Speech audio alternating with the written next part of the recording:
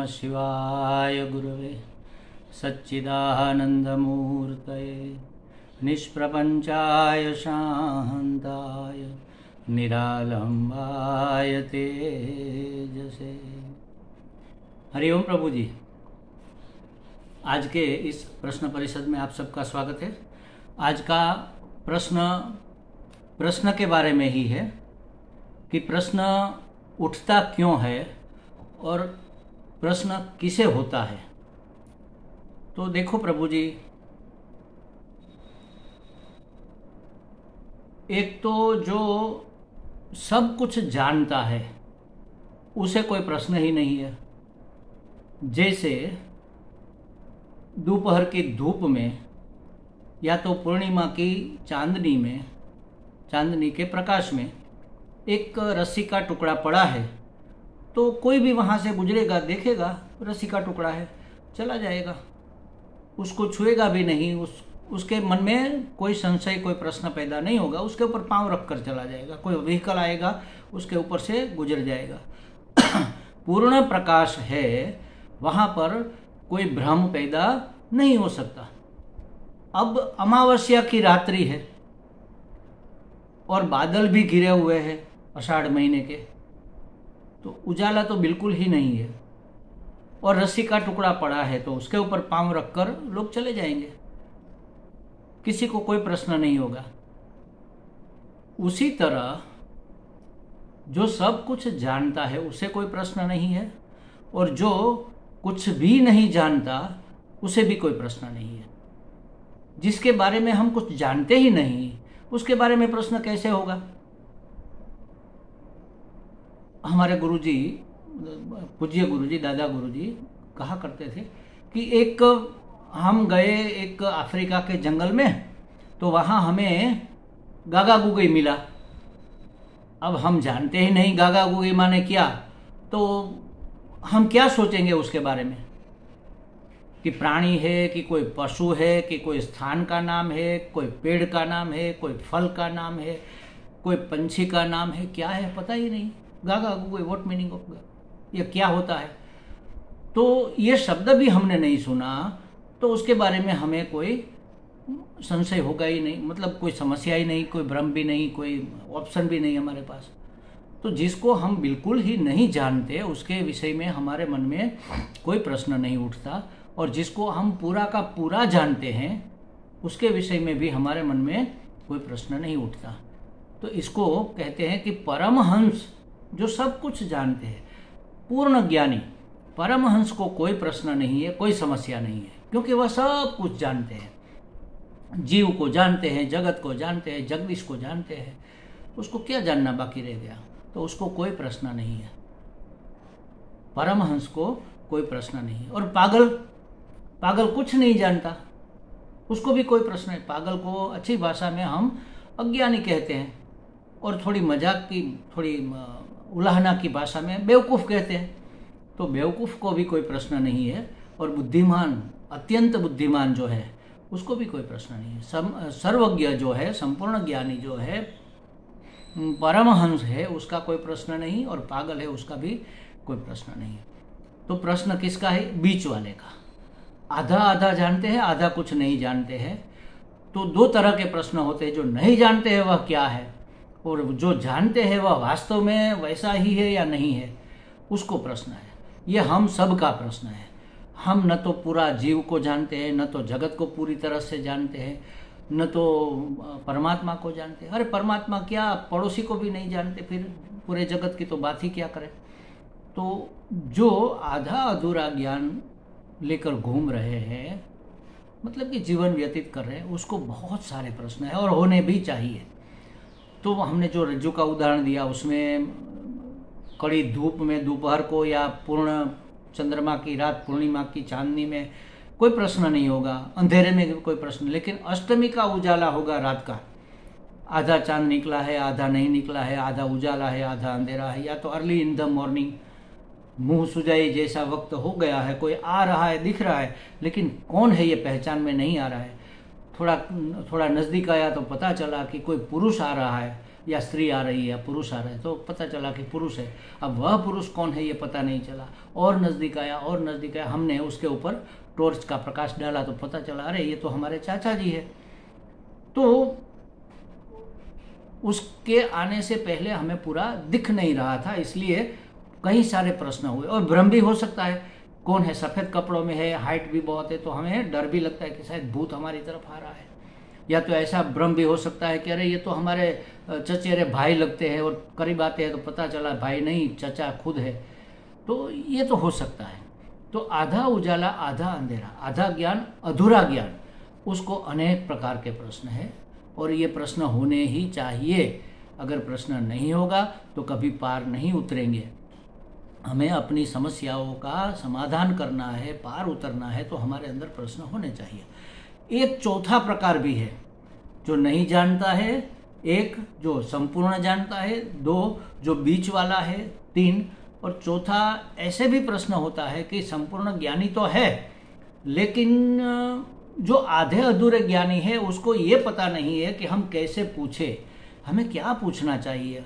हम कुछ भी तो नहीं जानते, तो पहले क्या जाने, इस विषय में कैसे प्रश्न करें ये भी पता नहीं चलता, ये भी उसको पता नहीं है। तो उसके ऊपर करुणा करके, मतलब कि लोक कल्याण के लिए जो ज्ञानी पुरुष है वह प्रश्न हमारी ओर से कर देते हैं। जैसे अर्जुन ने कई प्रश्न किए, तो सब प्रश्न हम नहीं मानते कि उसके थे, भले ही दिखाया वहाँ पर उसके थे, लेकिन उन्होंने हमारे प्रतिनिधित्व के रूप में प्रश्न किए।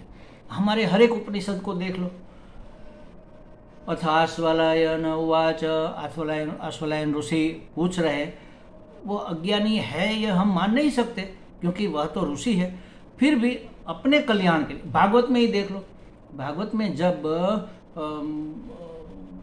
परीक्षित राजा सुखदेव जी को प्रश्न करता है कि हे परमात्मन, हे महात्मा, जो मृत्यु की कगार पर खड़े हैं, मृत्यु नज़दीक है जिसकी, उसको वास्तव में क्या करना चाहिए, उसका तो प्रश्न है ही। लेकिन सुखदेव जी इसलिए बहुत प्रसन्न हो गए कि तुमने जो प्रश्न पूछा है वह लोक कल्याण का प्रश्न है। लोक में तुम भी आ जाते हो, तुम्हारा भी कल्याण तो होगा ही होगा, लेकिन सब लोगों के लिए तुमने ये नहीं पूछा कि मेरी मृत्यु नज़दीक है तो मैं क्या करूं। उन्होंने ये पूछा कि जिसकी भी मृत्यु नज़दीक है उस आदमी को वास्तव में क्या करना चाहिए। तो देखो ये लोक कल्याण का प्रश्न है। तो ऐसे जो संत होते हैं, जो संपूर्ण ज्ञानी शायद न भी हो या हो भी, लेकिन लोक कल्याण के, लोक हित के लिए प्रश्न करते हैं। गुरु गीता में आद्य शक्ति माता जी ने, सती जी ने, पार्वती जी ने आद्य देव महादेव को यह प्रश्न पूछा। क्या पूछा उन्होंने? केन मार्गेण भो स्वामिन देहि ब्रह्ममयो भवेत। देहि माने इस देह को धारण करने वाला, जीवात्मा। यह जीवात्मा ब्रह्मात्मा कैसे बन सकता है? किन मार्गेण, किस उपाय से, किस मार्ग से, किस पद्धति से, किस प्रक्रिया से, जो समझो, किस साधना से, मतलब कि कौन सा उपाय करे कि यह देही जीवात्मा शिवात्मा बन जाए, ये जीव शिव बन जाए, ये आत्मा परमात्मा बन जाए। किस मार्ग से देही ब्रह्ममयो भवेत, ब्रह्म रूप हो जाए, ऐसा कौन सा रास्ता है, आप हमें दिखाओ। देखो, आदि देवी का प्रश्न है और आदि देव को प्रश्न है, और यह प्रश्न भी आदि प्रश्न है, सबसे पहला प्रश्न। और आदि प्रश्न माने मूल प्रश्न है, मूल रूप में रहा हुआ बीज रूप प्रश्न है। जैसे हम वट वृक्ष, वंश वृक्ष बनाते हैं, कोई लोग बनाते हैं वंश वृक्ष अपना, मतलब मूल में एक महापुरुष थे, फिर उसमें से डालियाँ निकली, तो इतने 4 महापुरुष हुए उसके बच्चे के रूप में, फिर उसके बच्चे हुए, फिर उसके बच्चे, फिर तो पूरा वट वृक्ष बन जाता। अभी हम गोत्र जो कहते हैं ना, हमारा गोत्र क्या है, तो वशिष्ठ गोत्र, मतलब कि वशिष्ठ ऋषि के वंश में से हम निकल कर आए हुए हैं, उसके बेटे बेटे बेटे बेटे बेटे करते करते करते, तो मूल में वशिष्ठ है। तो उसी तरह मूल प्रश्न यही है कि देही किन मार्गेण ब्रह्ममयो भवेत। भो स्वामिन, हे महात्मा, हे स्वामी, हे सदगुरु वहाँ तो गुरु के रूप में प्रश्न करते हैं, तो हमें ये बताओ कि किस मार्ग से, किस प्रयास से, किस प्रक्रिया से या किस उपाय से यह देही ब्रह्ममय हो सकता है। ये मूल प्रश्न है सबका, पूरी समष्टि का यह प्रश्न है। ब्रह्ममय होना माने क्या? ब्रह्म माने बृहत्वात् ब्रह्म, जिसमें सब आ जाए, कोई अधूरप न रहे, अनंत अनंत अनंत हो जाए, उसको कहेंगे ब्रह्म। कोई अपूर्णता ही न रहे, परिपूर्ण हो जाए। हमारे अंदर अपूर्णता खटक रही है, वही तो हमारी समस्या है। जाना है लेकिन जा नहीं सकते, खाना है लेकिन खा नहीं सकते, सोना है लेकिन नींद नहीं आती, हमें पता ही नहीं, हमें डर लगता है, मरना नहीं है लेकिन मर जाते हैं, दुखी नहीं होना है लेकिन दुख आ जाता है, कोई हमें ठग न ले लेकिन हम ठगे जाते हैं, बेवकूफ़ बन जाते हैं, अज्ञानी है, हम मर्त्य है, हम अज्ञानी है, हम दुखी है। इन सब का निवारण करके हमें पूर्ण बनना है, हम में कोई कमी ना हो, हमारे लिए कोई चीज़ कम ना हो, सब में हम समाये हुए हो। तो परिपूर्णता का मतलब ही ब्रह्म है। तो किन मार्गेण देही ब्रह्ममयो भवेत्, कौन से रास्ते चलकर, कौन सा उपाय कर कर यह देही ब्रह्ममय हो सकता है। देखो ये मूल प्रश्न, उसमें इसका मेरा कहने का मतलब, मूल कहने का मतलब, बीज रूप प्रश्न कहने का मतलब यही है कि हम सब का, चाहे कितने भी हमारे प्रश्न क्यों ना हो, ऐसा क्यों है, वैसा क्यों है, यह क्यों नहीं है, वह क्यों है, मुझे ही ऐसा क्यों हो रहा है, जो भी हमारे प्रश्न है, सभी प्रश्नों के मूल में यह प्रश्न रहा हुआ है। अगर मूल काट दो तो पूरा वृक्ष सूख जाएगा, संसार वृक्ष नष्ट हो जाएगा। अगर ये उपाय हमें मिल जाए तो हमारे सभी प्रश्नों का उत्तर मिल जाएगा, हमारी सभी समस्याओं का समाधान हो जाएगा। किस मार्ग से, किस उपाय से देही ब्रह्ममयो भवेत्, ब्रह्ममय हो सकता है। हे सदगुरु, भो महात्मन, भो स्वामिन, हमें यह बताइए। हे स्वामिन, भो माने हे भगवान, आप हमें यह बताइए। तो ऐसे ही जाकर किसी को पूछ लेंगे कि महाराज जी हमें यह बताइए कि किस मार्ग से हम ब्रह्म हो जाए, तो महात्मा भी देखेगा कि ऐसे कोई थोड़े ही पूछता है, ये कोई प्यास नहीं है, ये तो अंदर से एक फोर्स आया, कहीं से सुन लिया कि हम ब्रह्म हो सकते हैं और ब्रह्म होना ही सब कुछ है, तो पूछ लिया, इसकी कोई तैयारी तो है नहीं।